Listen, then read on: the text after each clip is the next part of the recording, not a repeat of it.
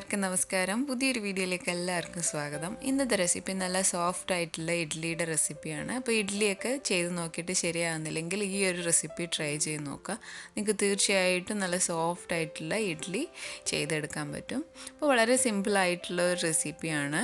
അപ്പോൾ എങ്ങനെയാണ് നമുക്ക് ഈ സോഫ്റ്റ് ആയിട്ടുള്ള ഇഡ്ഡലി തയ്യാറാക്കിയെടുക്കുന്നതെന്ന് നോക്കാം. ഇഡ്ഡലി തയ്യാറാക്കാനായിട്ട് ഞാനിവിടെ ഒരു ബൗളിലേക്ക് 1 കപ്പ് ഉഴുന്നുപരിപ്പാണ് ഇട്ട് കൊടുക്കുന്നത്. അതിൻ്റെ കൂടെ 1/2 ടീസ്പൂൺ ഉലുവായും കൂടെ ചേർത്ത് കൊടുക്കുന്നുണ്ട്. അപ്പോൾ ഉലുവ ചേർക്കുമ്പോൾ ഇഡ്ഡലി നല്ല സോഫ്റ്റായിട്ട് കിട്ടും. അതുപോലെ മാവൊക്കെ പൊങ്ങി വരാൻ നല്ലതായിരിക്കും ഉലുവ ചേർക്കുന്നത്.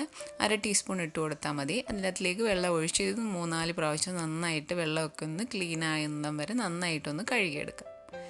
ഉഴുന്ന് കഴുകിയെടുത്തതിന് ശേഷം 5 മണിക്കൂർ കുതിർക്കാൻ വെക്കാം. ഇനി വേറൊരു ബൗളിലേക്ക് 2 കപ്പ് ഇഡ്ഡലി റൈസാണ് ഇട്ട് കൊടുക്കുന്നത്. അപ്പോൾ ഇത് ഇഡ്ഡലി റൈസ് എന്ന് പറഞ്ഞ് നമുക്ക് മേടിക്കാൻ കിട്ടും. ഇതല്ല എന്നുണ്ടെങ്കിൽ സാധാരണ പച്ചരി ചേർത്താലും മതി. ഞാനിപ്പോൾ ഇഡ്ഡലി റൈസാണ് എടുത്തിരിക്കുന്നത്. അതൊരു ബൗളിലേക്ക് ഇട്ട് കൊടുക്കാം. ഇനി ഇതിലേക്കും നമുക്ക് വെള്ളം ഒഴിച്ചിട്ട് ഒരു 3-4 പ്രാവശ്യം നന്നായിട്ട് ക്ലീൻ ആകുന്നത് വരെ ഇതൊന്ന് കഴുകിയെടുക്കാം. അരി കഴുകിയെടുത്തതിന് ശേഷം 5 മണിക്കൂർ കുതിർക്കാൻ വെക്കാം. ഇപ്പോൾ 5 മണിക്കൂറായിട്ടുണ്ട്. ഉഴുന്നൊക്കെ നന്നായിട്ട് കുതിർന്ന് വന്നിട്ടുണ്ട്. ഇത് നമുക്ക് വെള്ളമൊക്കെ കളഞ്ഞതിന് ശേഷം ഒരു മിക്സിയുടെ ജാറിലേക്ക് ഇട്ട് കൊടുക്കാം. ഉഴുന്നൊക്കെ നമ്മൾ മിക്സിയുടെ ജാറിലേക്ക് ഇട്ട് കൊടുത്തിട്ടുണ്ട്. ഇനി ഇതിനകത്തിലേക്ക് ഞാൻ 1 കപ്പ് വെള്ളമാണ് ഒഴിച്ചു കൊടുക്കുന്നത്. ഇപ്പോൾ നമ്മൾ അരച്ചതിന് ശേഷം വെള്ളം ആവശ്യമുണ്ടെങ്കിൽ കുറച്ചുകൂടെ ചേർത്ത് കൊടുക്കുക. ഇത് നന്നായിട്ട് സ്മൂത്തായിട്ട് അരച്ചെടുക്കുക. ഇപ്പോൾ ഉഴുന്ന് നന്നായിട്ട് അരച്ചെടുത്തിട്ടുണ്ട്. അപ്പോൾ നമ്മൾ ആദ്യം 1 കപ്പ് വെള്ളം ഒഴിച്ചു കൊടുത്തായിരുന്നു. ഞാൻ പിന്നെ 1/4 കപ്പ് വെള്ളം കൂടെ ഒഴിച്ചിട്ടാണ് ഈ മാവ് അരച്ചെടുത്തത്. അപ്പോൾ ഇതുപോലെ ഒരു തിക്കായിട്ട് അരച്ചെടുക്കുക. അപ്പോൾ ഒത്തിരി ലൂസായി പോരുത്. ഇഡ്ഡലി ആയതുകൊണ്ട് തന്നെ കുറച്ച് കട്ടിയിൽ തന്നെ അരച്ചെടുക്കുക. ഇനി ഇത് നമുക്കൊരു ബൗളിലേക്ക് മാറ്റാം. അപ്പോൾ ഒഴിച്ചു വെക്കുന്ന പാത്രം കുറച്ച് വലിപ്പമുള്ള പാത്രമായിരിക്കണം. ഇത് പൊങ്ങിയൊക്കെ വരുമ്പോൾ വെളിയിലൊക്കെ പോകാതിരിക്കാൻ വേണ്ടി കുറച്ച് വലിപ്പമുള്ള പാത്രത്തിലേക്ക് ഒഴിച്ചു കൊടുക്കുക. ഇനി നമുക്ക് കുതിർത്ത് വെച്ചിട്ടുള്ള അരിയും കൂടെ അരച്ചെടുക്കാം. അരിയിലെ വെള്ളമൊക്കെ മാറ്റിയതിന് ശേഷം മിക്സിയുടെ ജാറിലേക്ക് ഇട്ട് കൊടുക്കാം. അപ്പം അരി ഇട്ടതിന് ശേഷം ഇതിൻ്റെ അകത്തിലേക്ക് 1 കപ്പ് ചോറ് ചേർത്ത് കൊടുക്കുക. ഞാനിവിടെ ബാസ്മതി റൈസ് വേവിച്ചതാണ് ചേർത്ത് കൊടുക്കുന്നത്. അപ്പോൾ ഏത് ചോറാണെങ്കിലും കുഴപ്പമില്ല, 1 കപ്പ് ഇട്ട് കൊടുത്താൽ മതിയാവും.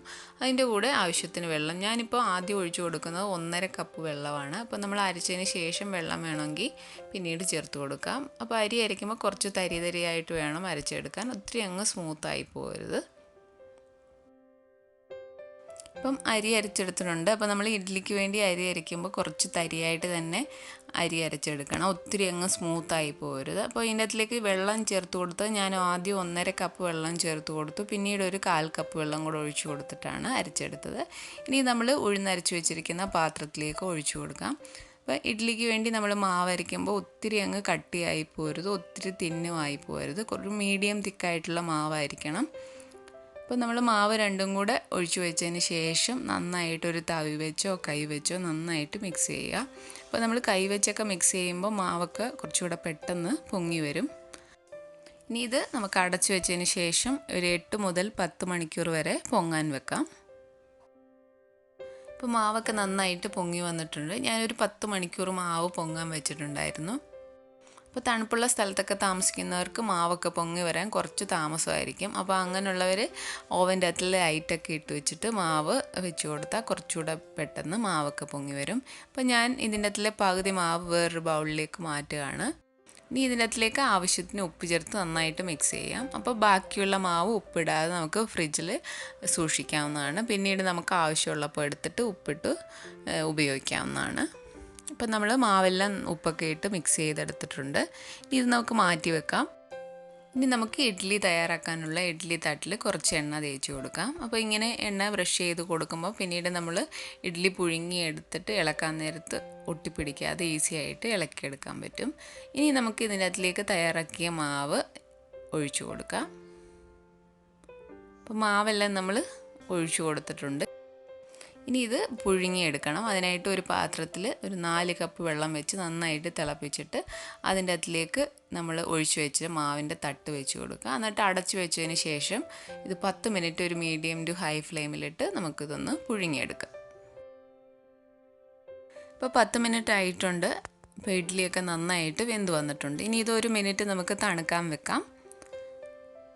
അപ്പം 1 മിനിറ്റ് തണുത്തതിന് ശേഷം നമുക്കിതൊന്ന് ഇളക്കിയെടുക്കാം. അപ്പോൾ ഒത്തിരി നേരം അങ്ങ് തണുക്കാൻ വെക്കരുത്, ചെറിയൊരു ചൂടോടെ തന്നെ ഇളക്കിയെടുക്കണം. 1 മിനിറ്റ് തണുക്കാൻ വെച്ചാൽ മതി.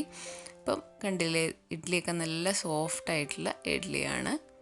അപ്പം ഇഡ്ഡലി ഇളക്കിയെടുക്കുമ്പം 1 മിനിറ്റ് തണുക്കാൻ വെച്ചതിന് ശേഷം ഇളക്കിയെടുക്കുക. ഒത്തിരി നേരം അങ്ങ് തണുക്കാൻ വെക്കേണ്ട ആവശ്യമില്ല. ഒത്തിരി നേരം വെച്ച് കഴിയുമ്പോൾ പിന്നെ സൈഡൊക്കെ ഒത്തിരി അങ്ങ് ഡ്രൈ ആയി പോവും, പിന്നെ ഇളക്കിയെടുക്കാനൊക്കെ ബുദ്ധിമുട്ടായിരിക്കും.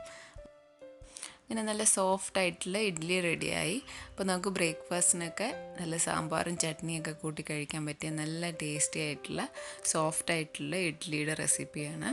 അപ്പോൾ നിങ്ങൾ ഈ റെസിപ്പി ട്രൈ ചെയ്ത് നോക്കുക. അപ്പോൾ നിങ്ങൾക്ക് ഈ വീഡിയോ ഇഷ്ടപ്പെട്ട ശരണ്യാസ് റെസിപ്പി ചാനൽ സബ്സ്ക്രൈബ് ചെയ്യുക. അതുപോലെ നിങ്ങളുടെ ഫീഡ്ബാക്ക്സ് കമൻസിലൂടെ അറിയിക്കുക. അപ്പോൾ പുതിയ റെസിപ്പി ആയിട്ട് കാണാം. താങ്ക്